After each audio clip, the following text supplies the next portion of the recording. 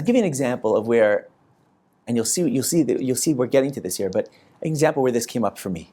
I remember I was driving one time, driving to the cottage with Miriam. One of the Balabat, my shul, said, "Oh, why don't you go take 2 days, go up, use our cottage?" So, okay, great, big beautiful cottage. So he gave us all the information, and we start driving. And I think it was like 2.5 hour drive to Muskoka, something like that, right? 2.5 hours.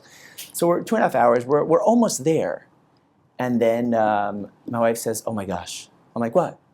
She goes, "I forgot the key at home." Now, what could that look like in many marriages or cars after 2 hours of driving when you get there and you realize, I left the key at home? That could turn. How could you leave the key? I don't understand. Like, is this not important to you? That you would just leave the key? Like, what did you think we were going to do? You know what I mean? We literally had a little conversation in the car, and we were like, you know what? This trip is just for us to spend time together. That's the purpose of this trip.